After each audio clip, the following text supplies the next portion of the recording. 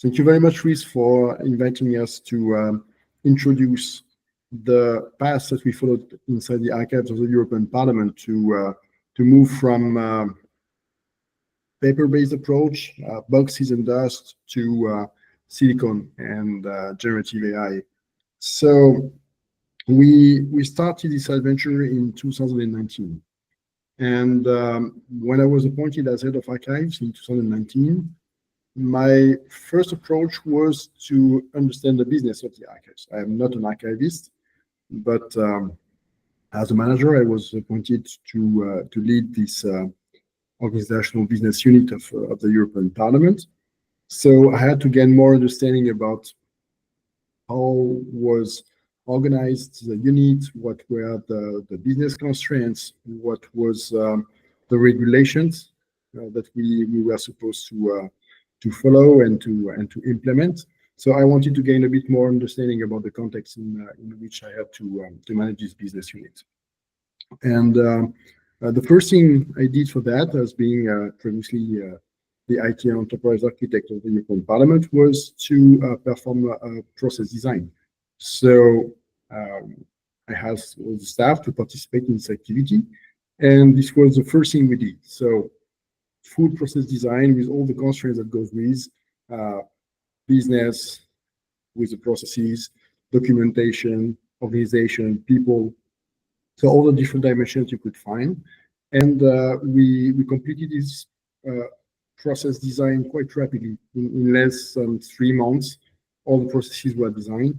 We had a full mapping of the way that the unit was working and all the constraints that were applicable to the activities of the unit. That includes regulations, but also internal decisions that were taken by the Bureau and the Secretary General on how to manage documents within the European Parliament.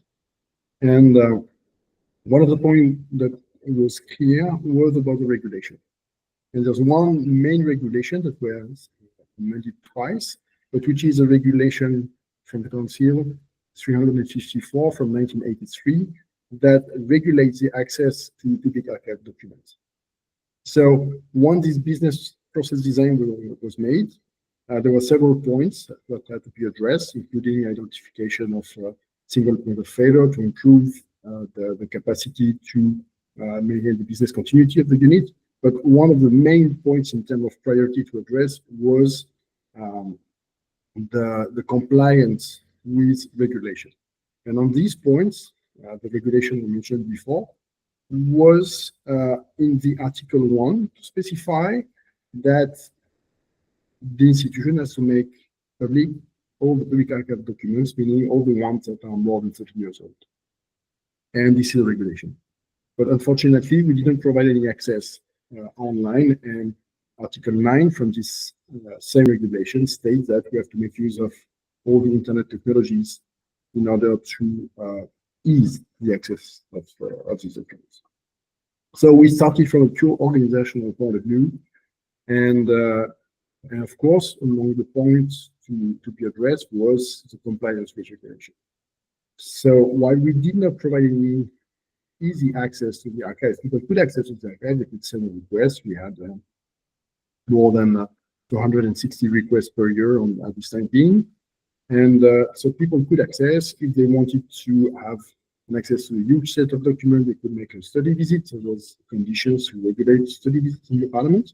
But they could come and visit us and have an access to the documents, of course, based on the regulation for viewing these documents. But there was no easy access. A couple of weeks after we concluded the business process design came COVID-19. So once we completed the process design, there was a set of actions to be taken, among which easing the access to public archive documents. And because of my background coming from artificial intelligence, I had the feeling that we could do much more than what we did, taking opportunity of some AI capabilities that were already available back, to say back, maybe 4 years ago, but back in 2019, 2020. But in all AI solutions that we use, whether this is a discriminative AI solution or a generative AI solution, the question of data remains central. If you have good data qualities and you can apply a set of algorithms, then you can question the quality of the algorithms themselves. But you have the foundations for addressing potential solutions, making use of AI capability. So while we had the COVID-19 situation, it was a very good opportunity because nobody could come to the office. So we launched a massive data quality control within the archive management system. Meaning that all the staff couldn't come to the office, they couldn't work on the paper files that were in the office, and these paper files could not be taken out of the offices of the Parliament or the private offices. So they all work on the quality control, meaning controlling data such as, or metadata such as title, document types, years, number of pages, also a lot of different metadata which are attached to the files, and the files themselves. Is it the correct file? Is it readable? Is it a digital file or not? So we made a list, everything that could be corrected was corrected. And then at the end of the COVID situation, when nobody could come in the office, we decided to correct the errors we identified on the digital files themselves, and making part of the digitalization project, but also correction of the one that were wrongly addressed or the bad scanned, not supporting this. And after this period, we took off under control, basically from the Common Assembly, the Ad hoc Assembly, and almost the first legislature, meaning that we went from 1952 close to 1979. Was more than 300,000 documents that we took control. And this was the foundation of the first generation that we had in discriminative artificial intelligence. And this was related to the level of maturity of the technology at this time being. So we were in 2021, we implemented our first chatbot. It was only in one language, with a bit of natural language processing capability, but it was not that efficient. It was more a case of we kept insight and not communicate that much about it. But for the first step, say, okay, if we have to provide an access, we can provide an access based on the standard metadata, so searching by titles, by names, by dates. But this is valid when you do not have a huge volume of documents. And we knew that after the first control that we performed, we will continue this control. We will very rapidly arrive to millions of documents. And you cannot search in the same way in hundreds of thousands of documents compared to millions of documents. You need to have several tools that you can use depending on which kind of search you want to perform. So after the first generation we deployed in 2022, it was about discriminative AI. So this was a technology that was mature at this time being. We are talking about similarity between documents. We are talking about name entity recognition. We are talking about automatic classification. So all these classical discriminative AI algorithms were already available. They were all open source. And we made use of them in this context. But the real shift came when GenAI was more generalized, became more mature, and we started in 2024 to open a third generation. It was mainly addressing for the first generation one language, and then we moved to several languages during 2024, covering 150 languages more or less, and we could provide an access in a lot of languages to the content that was available in some languages, because if you consider the very first document, the archive of the Parliament, we have basically 4 languages. You have French, German, Dutch, and Italian. So this really enabled to open the archives to a wide range of new persons, students, researchers from all over the world that could know and also have an access to the archives, document their own language. And we provided the access to the original document, because that's also one of the specificity of this domain. Not only do this one, whether you have a lawyer, whether you have an historian, whether you have an archivist, they will never trust secondary sources. And a summary generated by generative artificial intelligence is a secondary source. It's not a primary source. But they will always check the primary source in order to validate or, let's say, to work on that topic. And by the way, we just launched today a new version of our solution by providing the chunk for each of the documents that was identified in order to be more transparent on how the sentences are generated in these solutions, also more accessible. So once we perform all these steps by providing an access to our documents through generative AI, we started to look about the additional efficiency constraints about the solution. So we are looking on how to improve the retrieval process, for instance, because in the retrieval augmented generation model, which is the one that we took, and which is, I think, currently the most secured one, if you want to ensure that you are in control of the answer which is provided, meaning that the sources that will be used are only the one that you refer to in the primate phase, and then using the capacity of a large language model to perform the action based on a natural language query. But we are really trying to find how to improve this retrieval process that will make sure that the documents which are retrieved are the one that corresponds to the query which are made in a multilingual context. And we identify that sometimes when we have to calculate the cosigners, because in the end this is all about mathematics, but the cosigners between the knowledge base that has been extracted into a vector or a semantic vector and the interpretation of your query, there are several ways, and there's a lot of improvement on this part to increase the quality of the answer.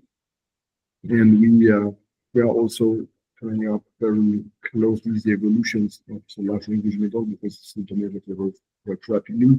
And we choose one to be AI constitutional, so ensuring the quality of the document data set that was used in order to train the large language model, but none of the information that we receive or that we use in terms of answers to queries are used to train the model. So it's a defined train model. It's a zero-shot implementation by which we only answer to a query and then we forgot the query and the result. That was kind. It's also for a matter of personal data protection, where we do not want to keep track of any information from any users raising a question to our solution.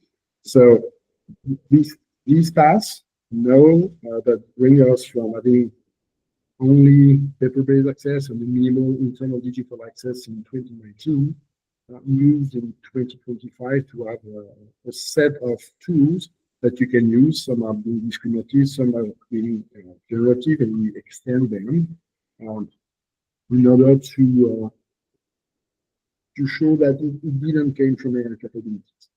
This was really a business purpose. It results from a business analysis by which we identified which was a point that we had to improve. In this context, it was regulation, compliance towards a regulation. And we really work on these points, finding some opportunities by using AI capabilities. So it's absolutely not about being technological centric. It's also mainly about being central to the business and seeing how the business can be transformed, making use of some opportunities, among which AI capabilities just created or generated. So we perform this evolution. It comes from a segmentation. It's a bottom-up segmentation, as I mentioned, process design. We made this transition by implementing these tools, making them accessible, trying to improve them, also in terms of accessibility. We had a lot of questions while we were on the front figures to provide such a solution. We had a lot of questions, and sometimes very detailed questions, and we provided answers on this one. One of the key points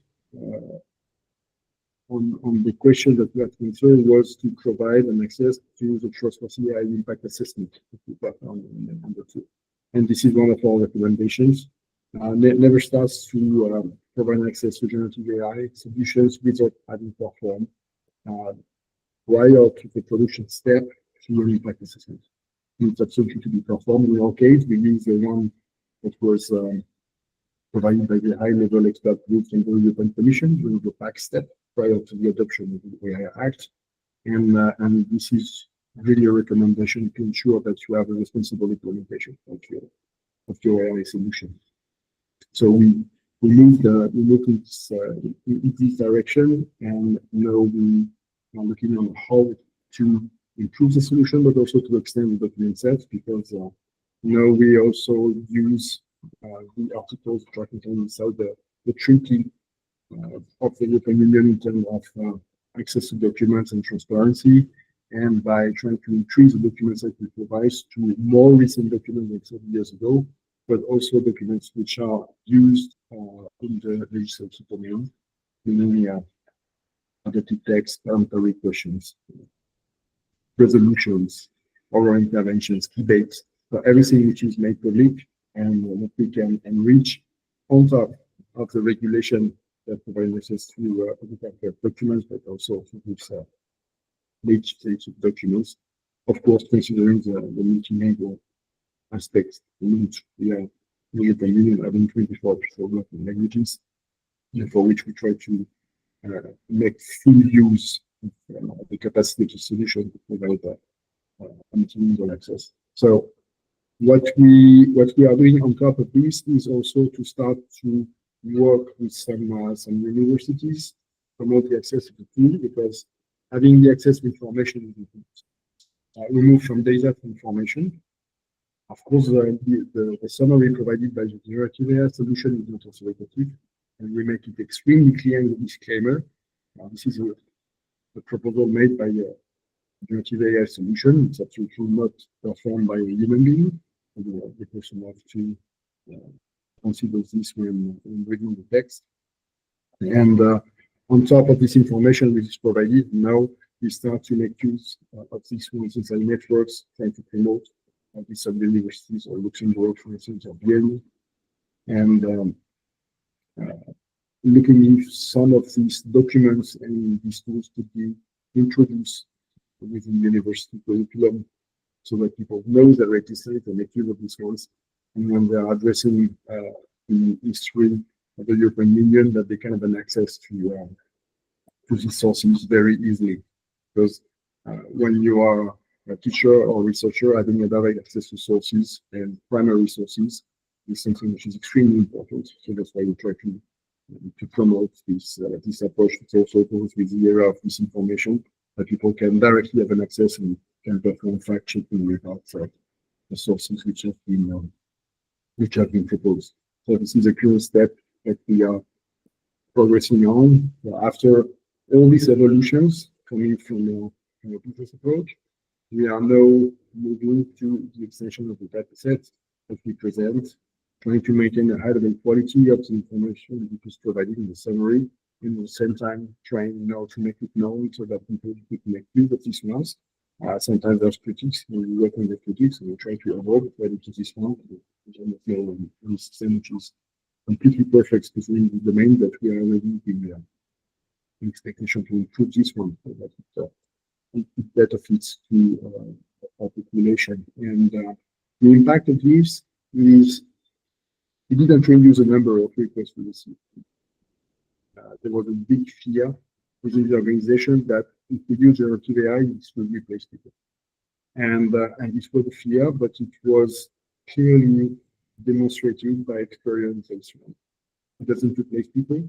It augments the activities for the people. We have archivists who are performing research for documents based on the queries we receive. We still maintain the same level of queries for 65 years. And since we launched the solutions, but even if we have around 800 to 1,000 queries placed into the generative AI solutions since we open it in average every month, still we have questions which are coming when people want to have more details or let's say additional information. If you want to know more about the context, if you want to be guided through alternative sources, which are not necessarily the one that you're thinking of, but that will be very relevant for the world. In this case, all the intelligence from the archivists collect are extremely important, and this meeting also this level of quality of the service provided. But for everything which is pretty simple, or if you want to just point out some elements that people would not necessarily think about, then the documents and subject solution also to go online. So having a combined activity by going online with different sources and also querying this is a good way to search for the documents and the information that the people should have from the cabinet of the parliament. It also makes the access more rapid. And if you need to have the information, you go inside. If you don't find the information, you can always question us and then you will support you. So this fear about generative AI is gone. And we have more requests to address all the processes that we have in terms of document classifications, but maybe we could use them in order to automatically classify digital transfers, which are often sometimes they are structured, sometimes they are not necessary. And if they could be a little bit pre-classified, it's of course a human validation. In this case, it may be interesting. So not only this has shown that there is an interest in generative AI, that it doesn't replace human beings, but it advances activities. It has now opened the door to further evolutions of the processes that we have, and that we would like to be more efficient in, and on which we are looking for also other solutions. The domain will probably be a little bit different because before we had public documents, so we could go easily on the cloud and make use of cloud services. In our context, it was made through an institutional contract with the Parliament is part of, which is under responsibility of the European Commission. So we will address all the type of documents. So it will be more an internal solution in this case to be seen. Of course, the capabilities are a little bit different from even the European Parliament compared to a solution that we can find on the cloud, but it's in the services we have also to use on the contract using by ourselves. So this is our path. The future is about improving the retrieval of the documents from the embedding process, and also extending the documents that we can have. That's a wonderful experience. It's a wonderful path. We opened a lot. We transformed. We try to be as responsible as possible. We made use of everything that were available for us to make sure that we want the control of the solution, and we are still progressing in this one. This is how I wanted to feedback about our solution. It's not about IT, it's not about AI, it's about transforming your activities and how this AI capabilities can be used. Thank you. That was definitely very informative presentation about this project you did, which I'm sure has proven or is going to prove to be transformative as far as the archival search for European parliamentary data goes. It was very impressive, the kind of work you and your team did. I just had a couple of follow-up questions, if I may. So you did mention that at the beginning of the project, you worked on the quality control of the data, and probably that was during the COVID time when people were working from home. I'm sure it was a challenge, not only collecting, but also vetting the correctness of the data, which would later impact the quality of your model. So how important was it in terms of effectively, how important was ensuring the quality of data towards the efficiency of this AI-driven search project that you implemented? Yeah. Thank you very much for the question. It was fundamental.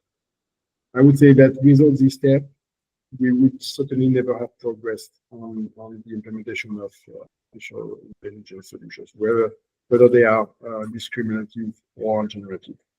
We found out that we took a sample of documents, and when you are making some quality control, you can have two options. One is several options, so only two, but you can make a sample of them. So you decide to take 100 of documents, you make a check, and you say, okay, if the error rate is more than 1% or 2%, certain percentage you define by yourself, say, okay, in this case, I would consider that there's no sufficient trust in the data set, and I have to move to another strategy, and maybe in this case to have a full quality control of all the data which is going to be exposed.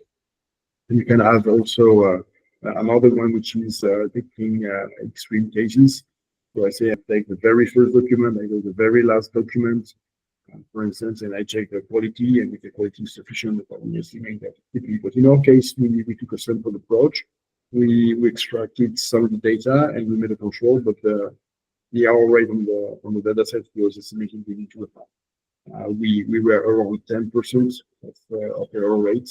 One error rate was any mismatch of information or data. It could be a title that was not correctly written, for instance. It could have been a document that was not correctly scanned for the orientation, for instance, slightly on the side, or the last word of the sentence missing, or this kind of thing. So everything that could influence an optical character recognition afterwards. So when the error rate was too high, we decided to have a full control. So we check all the documents one by one. So currently we have 3.2 million documents which are exposed, and all of them have been controlled one by one before we close. And this is really this is the baby of the engine.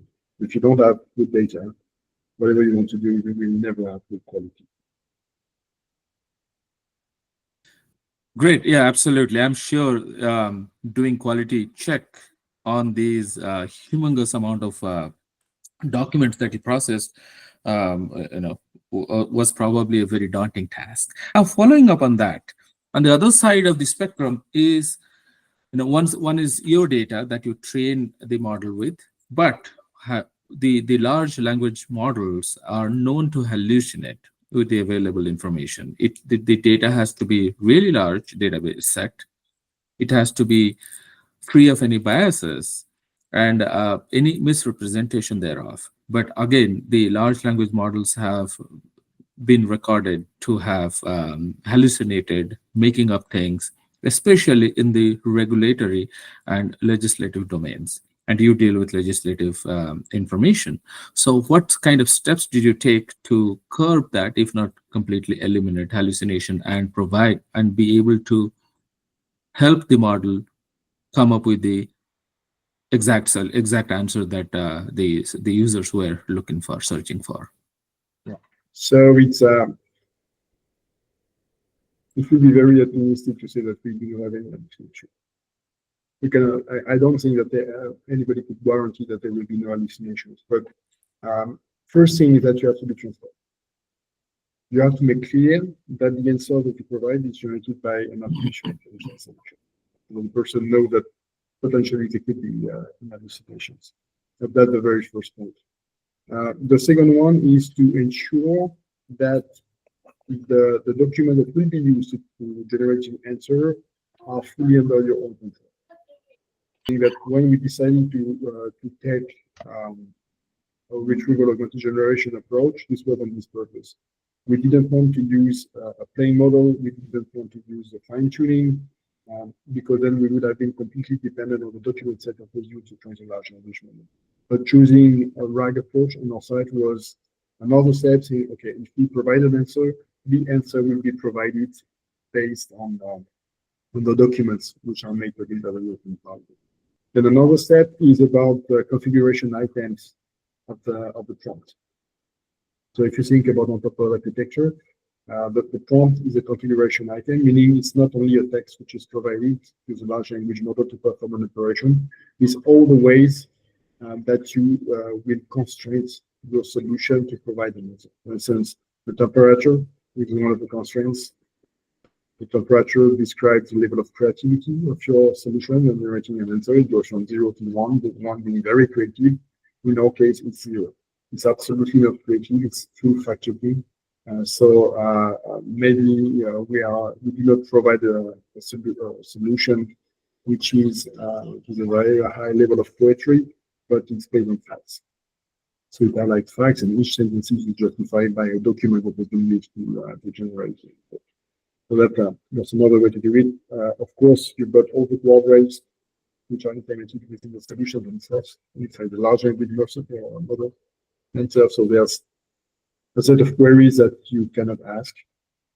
They are blocked by the large language model themselves. And then you have the large language model itself, and the question of which one to choose. In our case, we decided to go for an AI constitutional large language model, meaning that we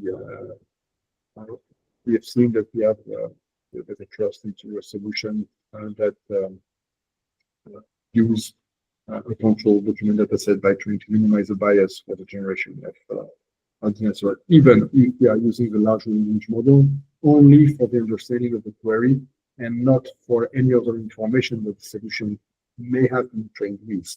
So it's only the large language model capabilities of language understanding that we are using, but not for the generation of the content itself.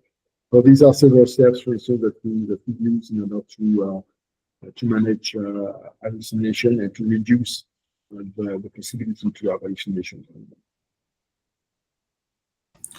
Thank you. Yeah, well, like you rightly pointed out, there is no guarantee that there will be no hallucinations from a model, but we take steps to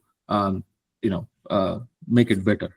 So when I was working on the model and the engineering side in developing our Meetmong platform that does audio and video translation, there were many missteps, many learning curves, and if I knew what I know today when I was starting building that a couple of years ago, the path I would have taken would be very different. But that's the kind of the growing pain.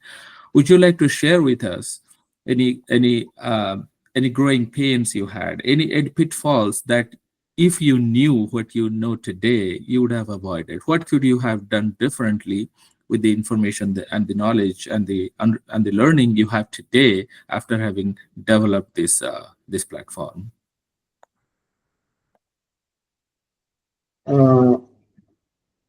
If we would have to have let's say another path, we could have probably checked for different ways to retrieve documents. Currently, we are retrieving documents based on a knowledge base, and we have the semantic vector calculation in order to retrieve the documents. Maybe there we would spend more time to investigate alternative solutions that only having semantic vector comparisons. We are thinking, for instance, about re-ranking, so extracting more documents and then re-ranking them, then taking the one that corresponds the best to the solution. But I would qualify them as optimization. So the result is correct, but maybe we could obtain a better result by having a more efficient retrieval process to retrieve these documents. Another thing that we may have made differently is about the formalization of the testing phase. We made some tests. We used some scenarios, some questions, some internal evaluations. Maybe I would formalize it more. So that's more on the formalization side. I think that it's in terms of trust, it's very important to show that the solution was tested, how it was tested, and to see that when you change the versions of your large language model, you see maybe the quality of the answers which are performed. So this is on the methodological side. I would probably reinforce the testing stage and maybe make use of the solutions that we may have, such as some solutions now available to test several large language models with the same dataset. Making a comparison of all the large language models they can check them. When we started to work in April, between February and April 24, on the platform that we use, there were mainly 3 to 4 large language models available at this time. 1 year after, you're close to 133. But the world is completely different. So, meaning checking which large language model to use will be totally completely different today, and the approach to choose this one could be different. So, giving a solution to test them, so, and then having another choice or a choice to the best one that to the requirements. Awesome. Thank you so much. I know you got a flight to catch. So again, excuse me. Again, thank you. I'd like to thank you for your wonderful presentation and insightful answers to my questions. Thank you so much for your time, and have a good trip and wonderful vacation. Thank you so much. Thank you very much for your questions, and thank you very much for the opportunity to